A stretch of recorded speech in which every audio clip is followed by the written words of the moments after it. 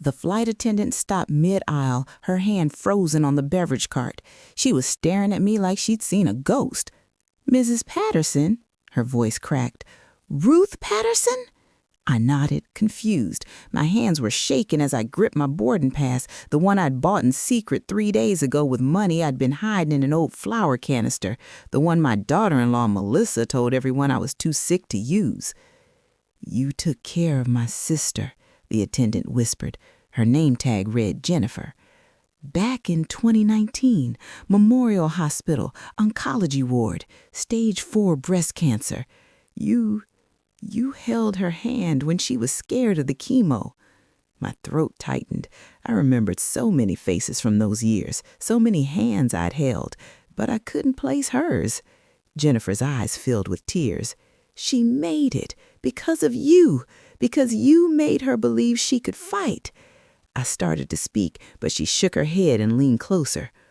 "Why are you flying alone? You're supposed to be in Hawaii right now with your family." That's when my chest went tight, not from illness, from the truth.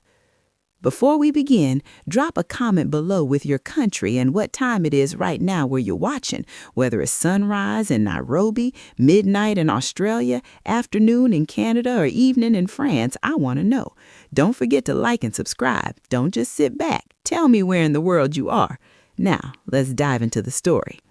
3 weeks earlier, I was standing in my kitchen in Cedar Rapids, Iowa, watching my son pack a suitcase I thought was mine.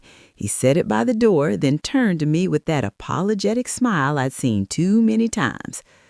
"Mom, we talked about this. The doctor said no long flights. You remember?" I didn't remember because no doctor had said that. My last checkup was fine. Blood pressure normal, cholesterol managed. I'm 71, not dying. But Melissa was standing behind him, arms crossed, nodding like she was the one who'd been to medical school. "It's for your own good, Ruth. Hawaii's too far, too much stress. We'll bring you back pictures." Pictures of my grandson's wedding, the boy I'd raised half the time when Trevor was working double shifts, the boy who called me every Sunday until Melissa came into the picture 5 years ago, and the calls became every other month, then holidays, then nothing unless I called first. I stood there in my faded blue cardigan, the one with a coffee stain I could never get out, and I didn't argue. I just nodded, smiled, said I understood. That's what I'd been doing for 5 years, understanding, accepting, disappearing a little more each time. But that night, I couldn't sleep. I lay in my bedroom, the one that used to be the guest room before Melissa suggested I move downstairs because the stairs were getting dangerous, and I stared at the ceiling. The house was quiet, too quiet. It used to be full of noise, cartoons, laughter, Trevor's terrible singing in the shower. Now it was just me and the sound of my own breathing. I got up around 2 in the morning and went to the kitchen. That's when I saw it, the itinerary, printed out and left on the counter like trash. 4 tickets to Maui, Trevor, Melissa, their daughter Chloe, and one more, Melissa's mother Barbara. I read it twice. My hands were shaking so hard the paper rustled. They'd given my seat to her mother, a woman who told me at Thanksgiving that I looked tired and maybe I should consider assisted living before I became a burden. I set the paper down carefully, folded it, put it back exactly where I found it. Then I walked to the pantry, reached behind the flour and sugar, and pulled out the old Maxwell House can where I'd been saving money for emergencies. Bills I tucked away from my pension, a little each month. Not much, but enough. I counted it under the kitchen light, $1,800. I opened my laptop, the one Trevor set up for me and said I'd never use, and I booked a flight. Same day, same destination, different airline. Because I wasn't sick, I wasn't confused, and I sure as hell wasn't staying home. Now, sitting on that plane with Jennifer staring at me like I'd risen from the dead, I realized something. Melissa told everyone I was too sick to travel. She probably told the whole family, probably told my grandson, probably made herself look like the caring daughter-in-law who didn't want to risk my health. And nobody questioned it, not even Trevor. Jennifer touched my arm gently. Does your family know you're on this flight? I shook my head. She smiled. Not pity, respect. Good. Then let's make sure you get there first. Jennifer brought me a blanket without me asking, then a ginger ale. Then she crouched down beside my seat, her voice low so the other passengers wouldn't hear. My sister's name was Amy, she said.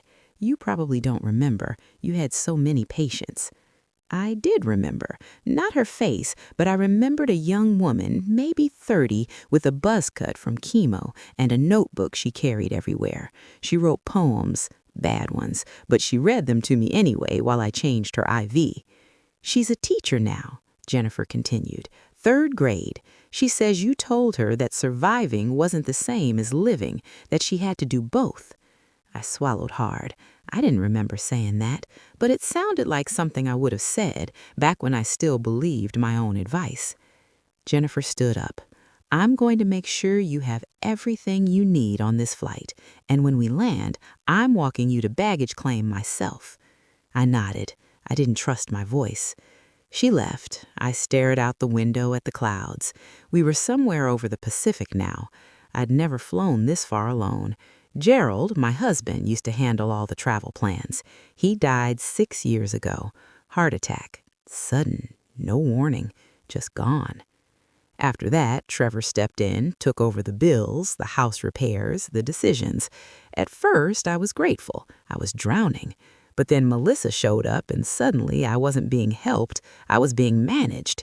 It started small, Melissa suggesting I didn't need to drive at night anymore, then suggesting I didn't need to drive at all. Then Trevor sold my car without asking, said it was one less thing to worry about. I didn't fight it. I thought maybe they're right. Maybe I am slowing down. But I wasn't. I was just being erased. The flight attendant 2 rows up was handing out snack boxes. I watched an older man argue with his wife about whether to get pretzels or cookies. Such a small thing, but it made my chest ache. Gerald and I used to argue like that about everything. What movie to watch, what restaurant to go to. He'd always let me win. Then he'd whisper, "You're lucky I love you," and I'd roll my eyes and kiss him anyway. I missed that. The arguing, the choice, the feeling that my opinion mattered. Melissa never argued with me. She just decided. And Trevor went along with it. Always. Like when she redecorated my living room, took down the photos of Gerald, said they made the space feel dated, put up some abstract art she bought at Home Goods. I came home one day and my whole life was in a box in the garage. I didn't say anything. I just moved the box to my bedroom, put the photos on my dresser, and every night I looked at Gerald's face and wondered what he would have done. He would have fought. He would have told Trevor to grow a spine. He would have told Melissa to back off. But Gerald wasn't here, and I'd spend 5 years trying not to be a burden, trying to be the easy mother-in-law, the grateful widow, the woman who didn't cause problems. And where did that get me? Left behind with a fake excuse about my health while my seat went to a woman who thought I belonged in a nursing home.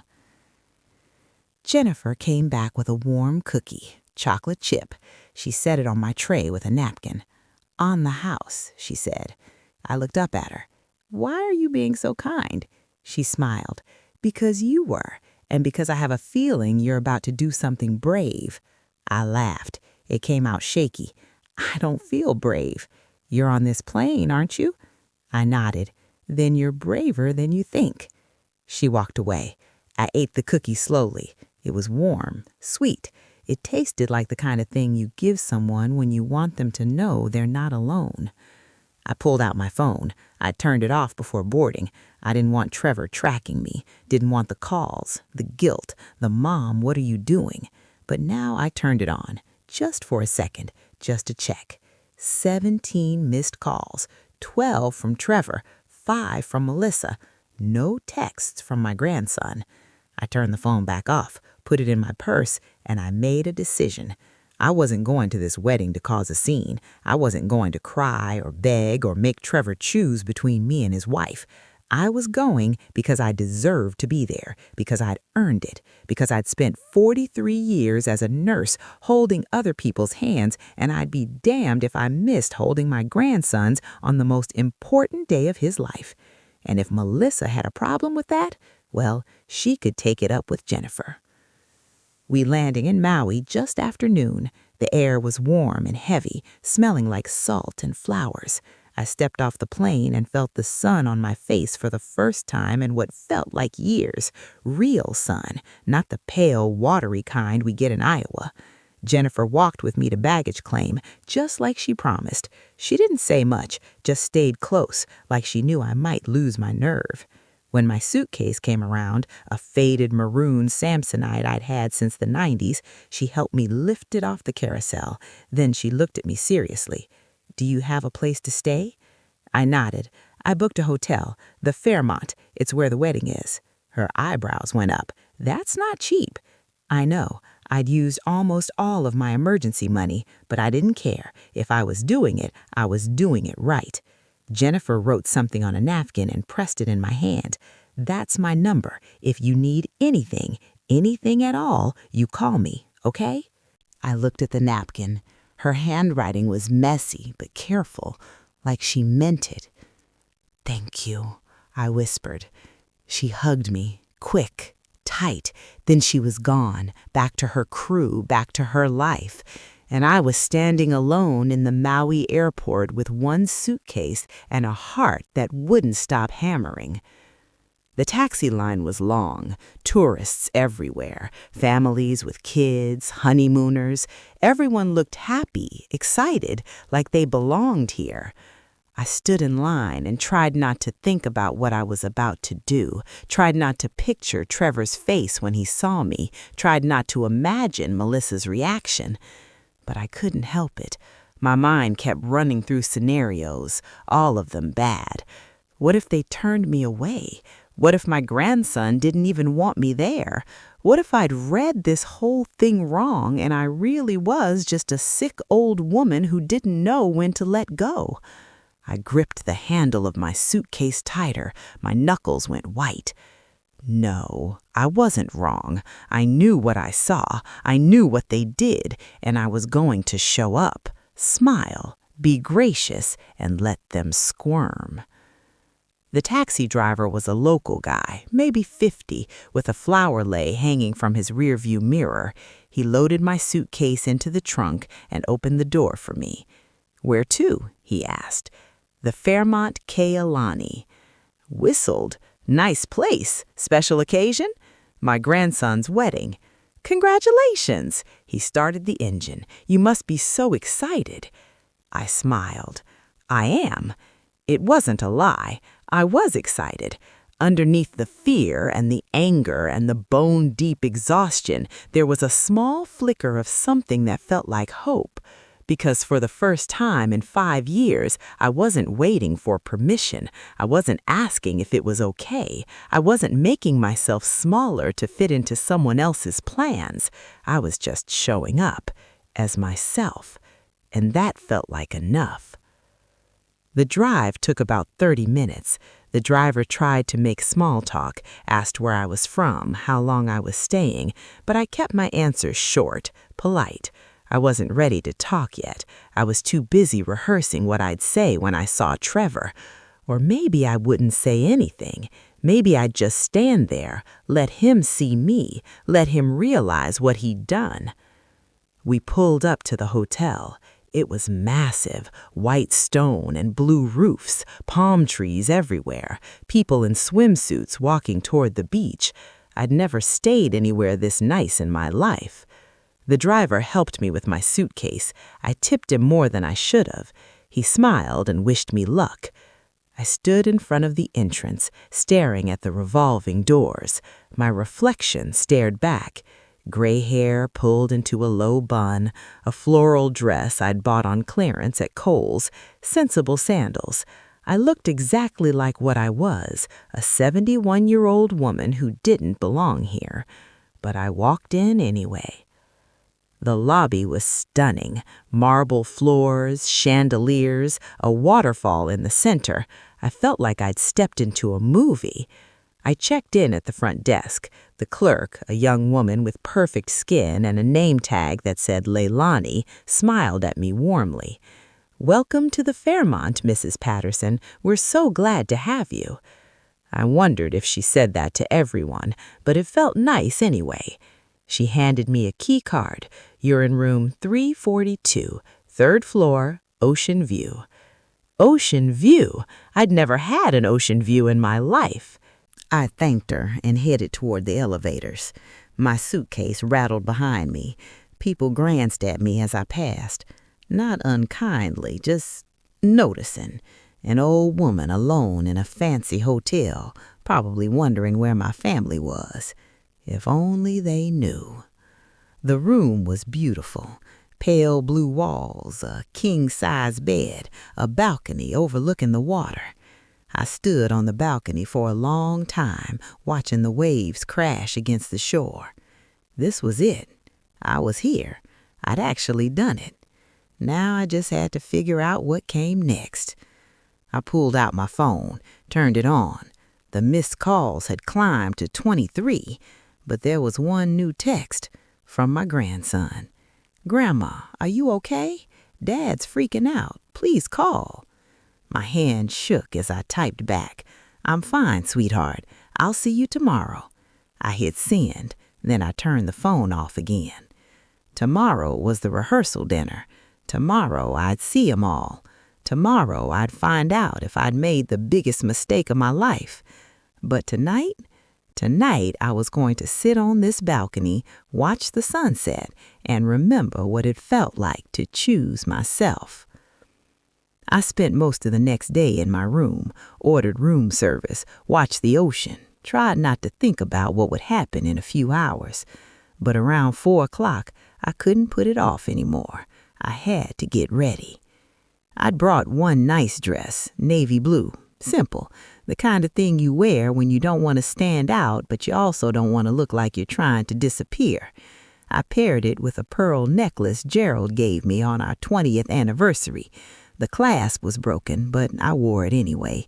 It made me feel like he was with me. I looked at myself in the mirror. My hair was grayer than I remembered. My hands were spotted with age. I looked old, tired, but I also looked determined, and that would have to be enough. The rehearsal dinner was in one of the hotel's private dining rooms. I knew this because I'd seen the itinerary Melissa left on the counter. 6 p.m., Orchid Ballroom. Family only. Family only. Except me. I walked down the hallway slowly. My heart was pounding so hard I thought I might pass out. I stopped outside the door, heard voices inside, laughter, Trevor's deep voice, Melissa's high-pitched laugh, my grandson, Jason, saying something I couldn't make out. I could turn around, go back to my room, order more room service, and pretend this never happened. But I didn't. I pushed the door open. The room went silent. Everyone turned. Faces I recognized, faces I didn't. Trevor stood near the bar, a drink in his hand. His mouth fell open. Melissa was beside him, wearing a dress that probably cost more than my mortgage. Her face went white. Jason was at the head table, standing next to a beautiful young woman in a white fun dress, his fiancée, Emma. He saw me and his whole face lit up. "Grandma!" He pulled across the room in 3 strides and threw his arms around me. I held him tight, felt his heart beat against my chest. He smelled like cologne and the ocean, like the little boy who used to climb into my lap and ask me to read him stories. "I thought you weren't coming," he whispered. "I changed my mind." He pulled back, grinning. "I'm so glad you're here." But over his shoulder, I saw Trevor. He was walking toward me. His face was pale, his jaw tight. "Mom, what are you doing here?"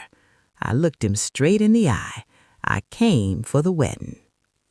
If you've made it this far, thank you for watching. And before we continue, please subscribe to Whispers of Grandma. Let's keep breathing life into stories that were never meant to stay silent. Stories like this deserve to be heard. Now let's continue. Melissa appeared beside him. Her smile was sharp. Ruth, we told you. The doctor said... No doctor said anything, Melissa. My voice was calm, steady. I'm perfectly healthy and I'm here. The room was silent again. Everyone is staring. Trevor opened his mouth, closed it. He looked like a man who just realized he was caught in a lie but didn't know how to get out of it. Jason stepped between us. Grandma, come sit with me and Emma. We saved you a seat. Melissa's mouth twitched. Jason, sweetie, we didn't know she was coming. Then we'll make room. Jason's voice was firm, not angry, just done. He took my hand and led me to the head table. Emma smiled at me, a real smile. It's so nice to finally meet you, Mrs. Patterson. Jason talks about you all the time. I sat down, felt the chair beneath me, the solid, real weight of it. I was here. I wasn't a ghost. I wasn't a problem. I was here. And for the first time in 5 years, I felt like I belonged. Dinner was awkward. Trevor kept glancing at me like I was a bomb about to go off. Melissa barely touched her food, but Jason and Emma talked to me the whole time, asked about my flight, my room, how I was feeling. I told him about Jennifer, about the flight, about the view from my balcony. Emma reached over and squeezed my hand. I'm really glad you came. Me too. Melissa stood up suddenly. I need some air. Trevor followed her out. I watched them go, saw them through the glass doors, standing on the terrace. Melissa was gesturing wildly. Trevor kept shaking his head, but he wasn't defending me. He was just standing there, letting her talk. Jason saw it too. His jaw tightened. I'm sorry, Grandma. For what? For not checking in more, for believing them. I put my hand over his. You're getting married tomorrow. That's what matters. But he shook his head. No, you matter, and I should have known something was wrong when Dad said you were too sick to come. You've never missed anything. I felt my throat tighten. I almost did. But you didn't. You're here, and that's what counts. After dinner, Trevor finally approached me, alone. Melissa was still outside, talking to her mother. Mom, he said quietly, can we talk? I nodded. We walked out onto the terrace. The sun was setting. The sky was orange and pink. Beautiful. Too beautiful for the conversation we were about to have. Why didn't you tell me you were coming? Trevor asked quietly. Why didn't you tell me you gave my seat to Barbara? He flinched. Melissa thought I was too sick, or Melissa thought it would be easier without me. Trevor looked away. It's complicated. No, it's not. You chose her. You've been choosing her for 5 years, and I've been disappearing a little more every time. His eyes were wet. I didn't mean for it to be like this, but it is, and I'm done pretending it doesn't hurt. We stood there in silence. The waves crashed below us. The wind carried the smell of salt and flowers.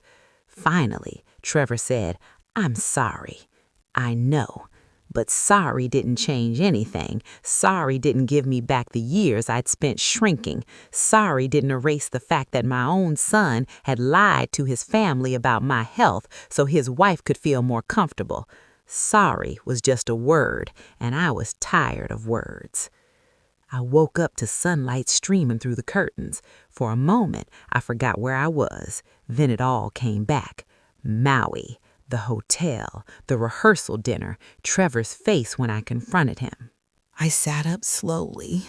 My body ached, not from illness, from tension, from holding myself together for so long.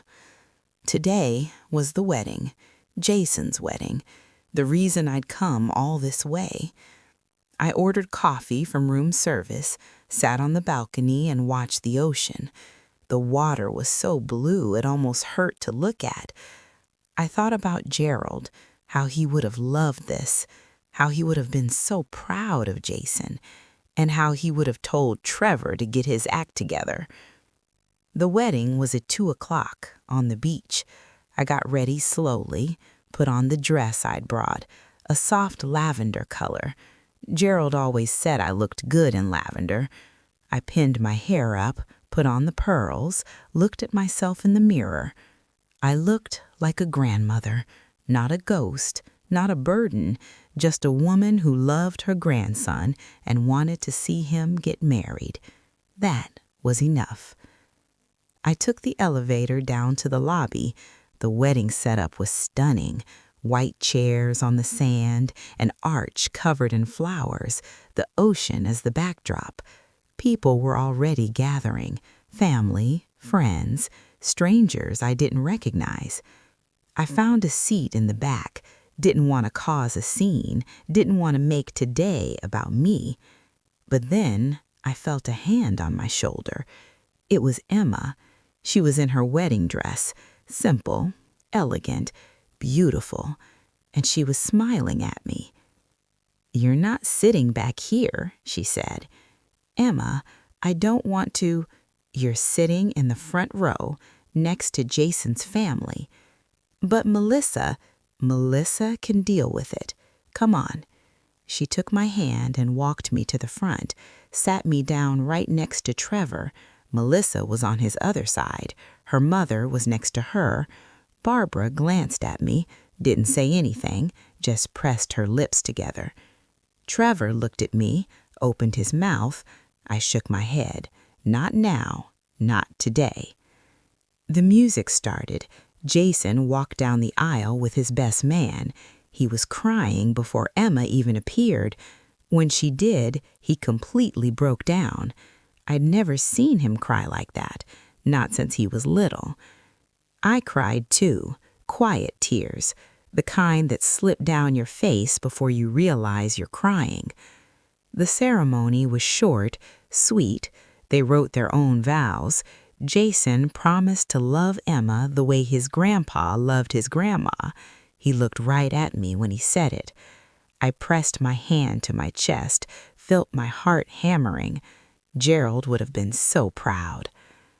After the ceremony, there was a cocktail hour on the terrace. I stood near the edge, watching the ocean, when Jason found me. "Grandma, thank you for coming. I wouldn't have missed it." He hugged me. "I know Dad messed up, and I know Melissa can be difficult, but I'm glad you didn't let that stop you." I smiled. "Me too." Emma joined us. "We have a surprise for you." She handed me a small envelope. Inside was a card, handwritten, "To Grandma Ruth. Thank you for teaching Jason what real love looks like. We wouldn't be here without you." I looked up at them, both of them smiling, both of them meaning it. "You didn't have to do this," I whispered. "Yes, we did," Jason said, "because you matter, and we wanted you to know that." I couldn't speak, just nodded, held the card to my chest. The reception started. Dinner, dancing, toasts. I sat at a table with some of Jason's friends. They were kind, included me in their conversations, made me feel less alone. But across the room, I saw Trevor and Melissa. They were arguing, low voices, sharp gestures. Melissa kept glancing at me. Trevor kept shaking his head. Finally, Trevor stood up and walked over to me. "Mom, can we talk, please?" I nodded, followed him outside. We stood on the beach. The moon was bright. The waves were loud. "I'm sorry," Trevor said. "I know I keep saying that, but I mean it. I should have stood up for you. I should have told Melissa no. I should have been a better son." I looked at him. My boy, the one I raised, the one I loved more than anything. "Trevor, I don't need you to be perfect. I just need you to see me." He nodded, tears running down his face. "I do see you, and I'm sorry it took this long." I reached up and touched his cheek, then start acting like it. He nodded again, and for the first time in 5 years, I believed him. I woke up to my phone buzzing, a text from Jason. "Breakfast with Grandma? Just us?" I smiled, texted back, "I'd love that." We met in the hotel restaurant. He was in shorts and a t-shirt. Looked like the kid I used to know, before life got complicated, before Melissa, before everything. We ordered pancakes, talked about the wedding, about Emma, about their honeymoon plans. Then Jason got quiet, stirred his coffee. "Grandma, I need to tell you something." I waited. "I knew," he said, "about the plane ticket, about Dad giving your seat to Barbara. I knew, and I didn't say anything." My chest tightened. "Jason, I was mad at Dad, but I didn't want to cause a scene, didn't want to ruin the wedding, so I just stayed quiet. And I'm sorry, because you deserved better." I reached across the table, took his hand. "You were trying to keep the peace, I understand. But it wasn't right. And when you showed up yesterday, I was so relieved because I realized I'd been making the same mistake Dad was, choosing the easy thing over the right thing." I squeezed his hand. "You're not your father, Jason. You're better, and you proved that yesterday." He nodded, wiped his eyes. "I'm going to do better, I promise." After breakfast, I packed my suitcase. My flight home was that evening. I stood on the balcony one last time, looked out at the ocean, felt the sun on my face. I'd done it. I'd shown up, I'd stood my ground, and I hadn't disappeared. There was a knock on the door. I opened it. Trevor was standing there, alone. "Mom, can I come in?" I stepped aside, let him in. He looked around the room, at the ocean view, at my suitcase. "You're leaving today." I nodded. "Can I drive you to the airport?" I hesitated, then nodded again. We didn't talk much in the car, but it wasn't an uncomfortable silence. It was just silence, the kind that happens when two people are trying to figure out how to start over. At the airport, Trevor helped me with my suitcase, walked me to the check-in counter, waited while I got my boarding pass. Then he turned to me. "Mom, I'm going to do better. I know I keep saying that, but I mean it. Melissa and we're going to counseling. We need to figure some things out, and I need to figure out how to be a better son." I nodded. "Good." He hugged me tight. "I love you, Mom. I love you too." On the plane, Jennifer wasn't working, but a different flight attendant smiled at me, asked if I needed anything. I said no, I was fine. And I was. For the first time in a long time, I was fine. I looked out the window as we took off, watched Maui disappear below me, and I thought about everything that had happened, everything I'd almost let slip away. I'd spent 5 years disappearing, letting Melissa push me out, letting Trevor ignore me, letting myself believe I didn't matter. But I did matter, and I wasn't going to forget that again. The plane landed in Cedar Rapids just after midnight. The airport was quiet, almost empty. I collected my suitcase and walked out into the cold Iowa air. It smelled like corn and rain, like home. Trevor had offered to pick me up, but I told him no. I wanted to take a cab, wanted to arrive on my own terms. The driver was an older man, asked where I was headed. I gave him my address. He nodded, turned on the radio, some old song I didn't recognize. We drove through the empty streets, past the houses I'd known for 40 years, past the hospital where I used to work, past the church where Gerald and I got married. When we pulled up to my house, I sat there for a moment, looked at it. The porch light was on. Trevor must have left it on for me. I paid the driver, tipped him. He helped me with my suitcase. Then I stood on the porch, alone, and I felt something I hadn't felt in years. Peace. Inside, the house was the same. Melissa's abstract art on the walls, my photos in the bedroom, the kitchen where I'd found the itinerary, the pantry where I'd hidden my emergency money. I set my suitcase down, made a cup of tea, sat at the kitchen table, and I thought about what came next. I wasn't naive. I knew Melissa wasn't going to change overnight. I knew Trevor had a long way to go. I knew there would be more arguments, more hurt, more moments where I'd have to decide whether to speak up or stay quiet. But I also knew something else. I knew I could stand up for myself. I knew I could choose not to disappear. I knew I could show up, even when no one expected me to. And that was enough. The next morning, Trevor called. "Mom, are you home?" "I am." "Can I come over? I want to talk." I hesitated, then said yes. He showed up an hour later, alone. No Melissa, no excuses. We sat on the porch, drank coffee, talked about the wedding, about Jason, about Emma. Then Trevor said, "I talked to Melissa. We're going to make some changes. She's going to back off, and I'm going to be more present." I nodded.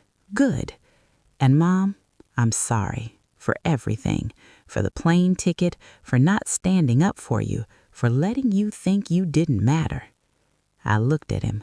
My son, the one I'd raised, the one I'd almost given up on. "I forgive you, Trevor, but don't let it happen again." He nodded. "I won't." That afternoon, I went to the pantry, reached behind the flour and sugar, pulled out the Maxwell House can. It was empty now. I'd spent every penny getting to Maui, but I didn't care because I'd gotten something worth more than money. I'd gotten my dignity back. A week later, I got a package in the mail from Jason and Emma. Inside was a framed photo, the three of us at the wedding, smiling, happy, and underneath a note. "Grandma, thank you for showing us what it means to fight for yourself. We love you." I hung the photo on the wall right next to Gerald's picture, and I smiled because I'd done it. I'd shown up, I'd stood my ground, and I'd proven that even at 71, I still mattered. That night, I sat on the porch, watched the sunset, drank my tea, and I thought about Jennifer, the flight attendant who'd recognized me, who'd reminded me that I'd spent my whole life taking care of other people, and maybe it was time to take care of myself. I pulled out my phone, opened my contacts, found Jennifer's number, the one she'd written on the napkin. I texted her, "Thank you for everything." A few minutes later, she texted back, "Anytime. You're stronger than you know." I smiled, set the phone down, and I sat there until the stars came out, because I was stronger than I knew, and I wasn't going to forget that again, not for anyone. If this story of quiet strength resonated with you, if you've ever felt taken for granted, let me know in the comments. Share your own small acts of courage. And if you want more real stories about finding your voice later in life, hit that subscribe button and ring the bell for the Grandma's Chair. Remember, your peace is not a luxury, it's your right. Protect it, nurture it, live in it. Until next time, be gentle with yourself, but be fierce for your own peace. Bye for now.